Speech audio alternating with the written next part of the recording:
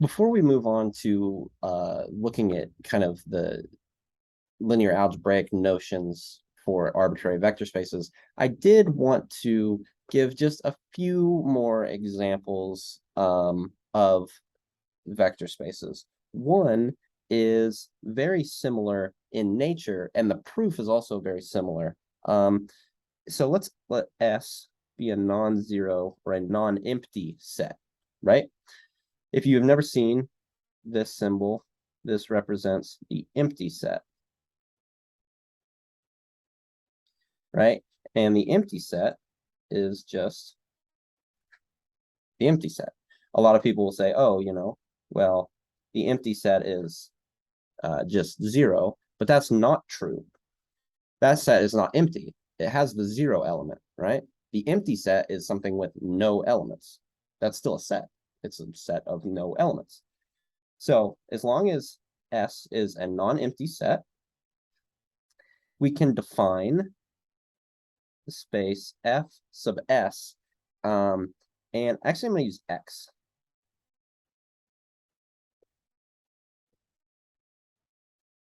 We'll define this to be the space, or the a priori, it's not a space, right? The set of all functions F from X to R, right? So it's just any function. Doesn't have to be continuous, doesn't have to be injective, surjective. I mean, to be a function, it has to be well defined, right? Meaning you don't have like f of x equals a, but also f of x equals b or something. That's not a function because it's not well defined, right? So this space is pretty abstract, arbitrary, right? The claim is that this is a vector space. So and let's define addition. So addition is defined as follows: f plus, or let's say f of x plus g of x is equal to f plus g of x, right? And you may notice this is for x in x, an arbitrary set, right? Not the reals. We don't know what the variable x, like where that's coming from, right? It's coming from some set, maybe a subset of the Euclidean space, maybe something else, right? And then scalar multiplication is defined as AF of x is equal to AF of x. And the claim that I would encourage you, it would be good like studying for the final to prove this. And it would be good to do this on your own, since you now have seen how to prove that like a polynomial space, say P2, right? We have proven explicitly the case when n equals 2. So it's a very similar flavor, the proof here, like the steps you're taking, the approach, right? How to get to point A to point B for each of the properties, it's very similar. So it would be worth your time to prove that f sub x is a vector space, right? And that's, again, with these operations. I will say I am not a fan of this notation. That's what the book used, so I'm going to use it. But in set theory, which x is a set, R is a set, f sub x is a set, we're looking at set theory, right? Normally, you write this as what's called a power set. You think about this as R, the real numbers, to the x power. So there is a notion of taking one set to the power of another set. And the notion of that is it's the space of all functions from x to R, right? And so in general, you could define the set y raised to the set x power is defined to be the space of all functions, you just say f, I guess, from x to y. It's called a power set. Okay, so, well, here. Power set. Cool. But anyway, so exercise prove that that is a vector space. Let's look at an example of something that's not a vector space. Let's let V be the following vector space. Well, the set is going to be the set of all 2x3 matrices. We have an addition operation and we have scalar multiplication, where addition is defined as follows, where for A and B, two 2x3 matrices, right? So for A, B in this element of contained in M23 here, let's define A plus B to be equal to A, right? We can define that. That's an operation. It takes the input of two elements and it spits out an element, right? In fact, it's closed, right? To prove whether this is or is not a vector space, we need to start going through the axioms, right? So for the addition axioms, you'd want to show that it's closed under addition. So you have A and B, these are an element of V. Well, then A plus B, which is equal to A, right? A is an element of V by assumption, right? So it's closed under addition, it satisfies that one. But what about commutativity, right? A plus B is equal to A, but B plus A is equal to B, which for A and B different, which is possible, right? This isn't, the only way that would be possible is if this set contained one element, right? But it contains an infinite number of elements. And so we have no problem assuming A and B are different. And so this implies for A not equal to B, this implies that A plus B is not equal to B plus A, which fails one of the axioms for the operation to contribute to into this set V being a vector space, right? So there's an example of something that's not a vector space and how to prove that it's not a vector space, right? To prove that it's not a vector space, you just have to find one axiom that fails. To prove that it is a vector space, you have to show that none of the axioms fail, right? So proving something isn't a vector space is a much shorter task if you can figure out which axiom you think it'll fail right away, right? Because to prove something is a vector space, you have no choice, right? You have to prove 10 properties instead of 1 or 2 or whatever, right? Okay. So that wraps up the examples I wanted to give, right? I wanted to give, this is abstract stuff going on, and, understanding abstractness, like we understand things abstractly if we understand certain examples, right? And vice versa. I do want to give quickly a theorem on the uniqueness of some of the identity and inverse elements here. So theorem, and this is a theorem involving identity and inverse uniqueness. Okay, so I claim that if V, again, which is really, I'll say like V plus dot, if this is a vector space,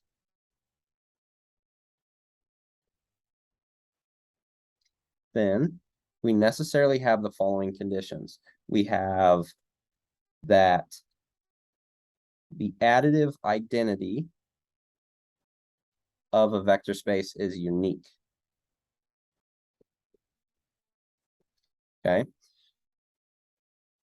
We also have that the additive inverse for every element. So let's write this in a better way.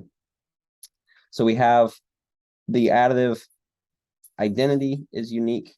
Now, for all elements V of the vector space, there exists uniquely an element negative V such that V plus negative V equals 0. If you've never seen, right, we know the backwards E means there exists. The backwards E followed by an exclamation point is not screaming there exists. It's saying there exists. So once you add the exclamation, it means there exists uniquely. So not only does it exist, but it's the only of its type that does exist, right? So there's some more notation. Cool. We also have that 0, like if you scale any vector or any element v by 0, you get 0 for every v in v. And we also have that if you scale any vector by -1, you end up getting the additive inverse, right? Which is how we have a notion of subtraction even without defining a subtraction operation, right? And so again, this is for all v in v. Now, I think I'm going to take the time to prove this, actually. It's good to be able to prove this. It helps you become more familiar with the language and kind of the abstractness of what's going on here, right? Because when you look at something like this, how do I prove that 0 times something is 0? I've assumed that my entire life, right? Like, no duh, like, no crap, it's 0, right? But how do you prove that? Like, you have to take a step back and say, well, how, I know 0 times a number is always 0, but what if v isn't a number? What if it's some object, right? What if it's an object that represents like transformation of a space? Well, then what does it mean to take a number multiplied by a geometric modification, right? And so it's good to be able to prove such things we take for granted, right? Or such things that seem extremely obvious. Like, how do you prove that? I mean, it's almost like just look at it, right? Like just 0 equals 0, duh, right? But so let's prove this. How do we prove that 0 is unique, right? How do we prove that there's no other 0 in a given space? Well, let's assume there is. So here's proof. Let's assume, let's say 0 prime is an element of V is another. So implicitly here I'm saying distinct, right? Let's assume that 0 is another additive identity of V, right? Well, then let's look at the regular or the additive identity that we've defined already, just 0, right? Well, if we look at just 0, then if 0 prime is also an additive identity, 0 is equal to 0 plus 0 prime, right? We know that addition, this is a vector space, addition is commutative. This is 0 prime plus 0. But we're also assuming, right, we also know that 0 is an additive identity, which means this is just 0 prime. So this wasn't another, right? It turns out that 0 prime was just 0. So we've proven that it's unique, right? We assumed it's not unique, right? We assumed there exists some other element, and we showed that that couldn't be the case, right? We showed it has to be unique. What do we do next? Next, let's show that the additive inverse is unique. And let's do the same approach, right? Let's suppose there exists some element W such that V plus W equals 0, right? i.e., this is another additive inverse. Okay, well, then what do we get? Let's look at this element W, this new or supposedly different additive inverse, right? Well, we've shown that 0 is unique, and we've shown that it's the additive identity. So we can write W as W plus 0. And why did we add this plus 0? Well, we're dealing with inverses, and so we know we can write the 0 element as the sum of an element and its inverse, right? And since the proof here is completely based on trying to show an inverse is unique, we need to bring inverses into the picture somehow. And that's why we add 0, right? It may seem like I just pulled that out of a hat or something. But that's why, right? Is because we recognize we're dealing with inverses. 0 comes up when you're dealing with inverses, right? Well, 0 is then, for v, that's equal to v plus negative v, right? Because we're assuming, right, we already know there's an additive inverse negative v, and we can write it this way. But we can regroup this by associativity of vector addition as v plus w plus negative v. But we've assumed that v plus w is equal to 0. We've assumed that w is an additive inverse, which means this is 0 plus negative v, which is negative v, which implies, in fact, that w is actually negative v all along, meaning such an additive inverse is unique. How do we show the third thing, right? The third thing we were trying to prove is that 0 times any element, just for recollection, we want to show that 0 times any element is equal to 0, OVO. So how do we do this? Like, how do we do this when we don't know? Like, when we can't assume that, right? Well, all we can do is start with 0 times the element v. This is equal to 0 plus 0 times v, which is equal to 0v plus 0v. And now we're going to do kind of a cheap trick here. I will admit this is a cheap trick. What we're going to do is we're going to add an inverse of OV on each side. So minus OV and then equals OV plus, or 0, not O, right? This is the number 0. 0V plus 0V plus negative 0V, which gives us, now we can use the additive inverse, right? We can't assume that this is 0 because that's what we're trying to prove, but we can assume that an element plus its inverse is 0. So this piece on the left is 0. And then we have this, the second and third term of the right side is equal to 0. So this is equal to 0v. And that's what we've shown, right? That's how we prove that 0v is equal to 0. And so, you know, you start to kind of understand how to, or you almost have to rewire your brain to not take things for granted or not just assume that it's true, right? Even though it always is in almost every context we've studied thus far, mathematically.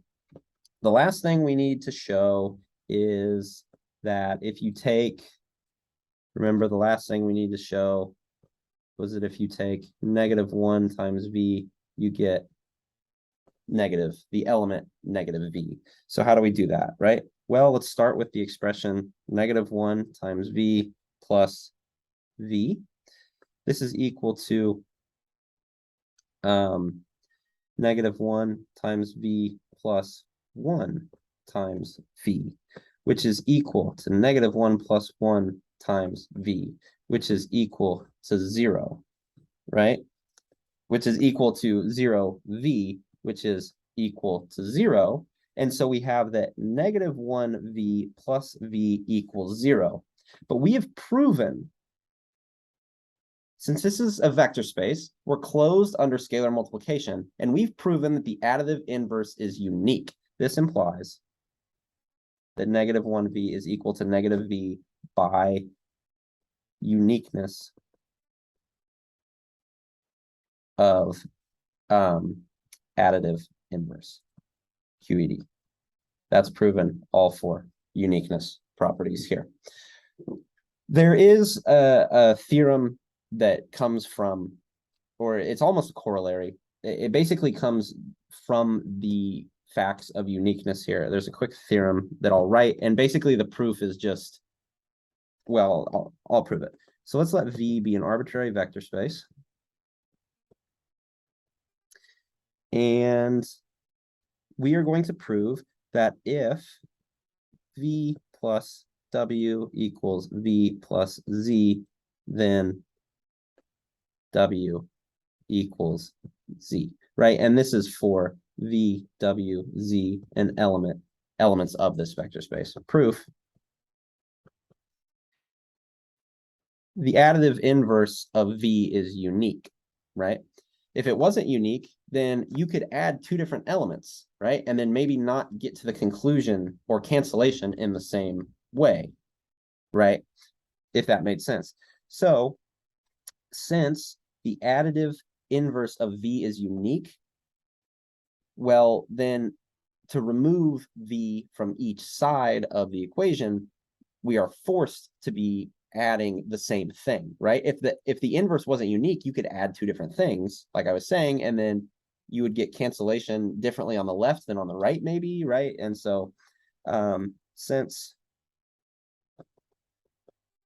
negative V exists uniquely,